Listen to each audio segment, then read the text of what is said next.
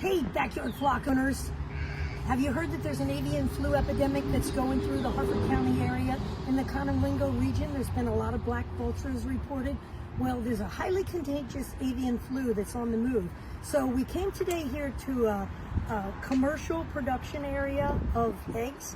We're with Andy's Eggs in Fallston, Maryland, and he's going to talk a little bit about some of the precautions he takes. But first, we have with us Agent Ness, and Andy's going to tell us a little bit about this avian flu that's contagious and we have to be protective.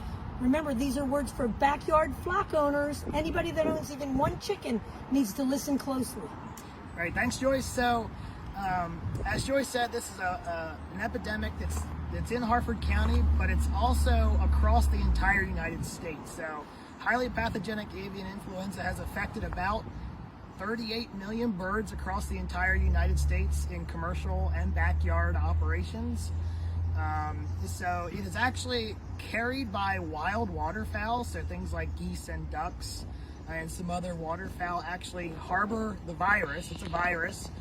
Usually the wild birds are not affected by avian influenza, but they do carry it. And when they fly over areas, they defecate, and in their feces is the virus, and that's how it can be transmitted into a commercial operation. Your commercial birds like chickens and turkeys are very susceptible to the virus, whereas the wild birds are not so much susceptible. So that's why it's really important to practice biosecurity measures for commercial operations as well as backyard flocks, because you don't want to have a case in your backyard flock.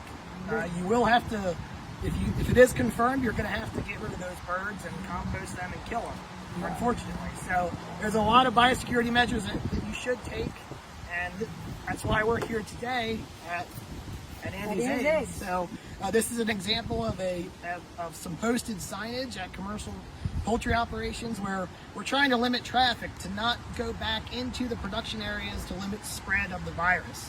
So with us is Andy Bachman, who's the owner of this business. He started out as a 4-H'er and he's birthed into a nice business. So what's the number one question for him, Andy? So Andy, what kind of precautions are you taking as a commercial poultry operation to limit the spread or to keep avian influenza out of your flock? Well, the number one thing is to keep visitors away, keep them into more of a public area on the farm and away from the birds, out of the barns type of thing. We also keep wild birds out of the barn. I just want to say, now we're here at his farm. He does not have an avian flu outbreak here at Andy's Eggs. Not a problem here. We're just here to talk about it to make everybody aware. So number one, people are not allowed to walk from his shop back to near his chickens. And then what's another big precaution that you take? With wild birds, we keep them out of the barn.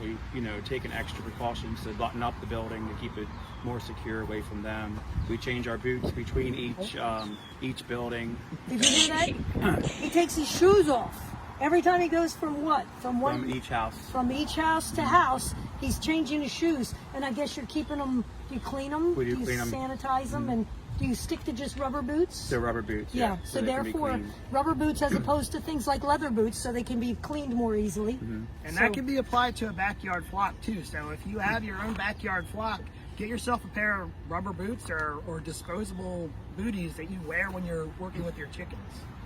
So there you go, important factors. Now, another big question that people are often asking is, well, what about my songbirds? At this point, this problem has not reached into the songbird area. It's just been these more aquatic species. So you can still keep your bird feeders, you can still keep your bird baths. That's not a concern. But remember, as Dr. Talamy teaches us, you're not supposed to be feeding birds black oil or seeds at this time of the year, because those birds are trying to feed their fledglings, and those fledglings have to eat things like caterpillars. So the other question is what if you find a dead bird? So if you were to find a dead bird, who's monitoring this in Maryland?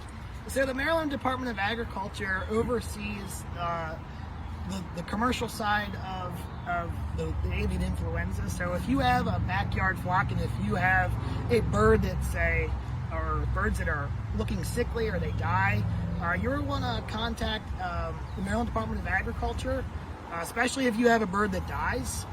So that they can test that and to try and figure out if it is in fact avian influenza. Don't pick it up. Yeah, don't Yeah. move the bird off premises. So Yeah. if you find a sick bird, leave it where it is. Don't take it to the vet. Yeah. Have the vet come to you. Right, right. So come on over. Let's take a look at this. This is where you would, if concerned, you can send an email to marylandbirdflu@maryland.gov. And we didn't tell them another thing. Even if you own one bird, you should have your flock registered with the Maryland Department of Agriculture. And the benefit is that you would be notified if there was an outbreak in your particular area. This So- is exactly why there is a registration. Right. For cases like this, it's free. You just fill out a simple form and you mail it into MDA. And all you have to do is just do a Google search for Maryland. I did a simple web search from MDA poultry registration. So there you go, home flock owners. There's some facts for you from the University of Maryland.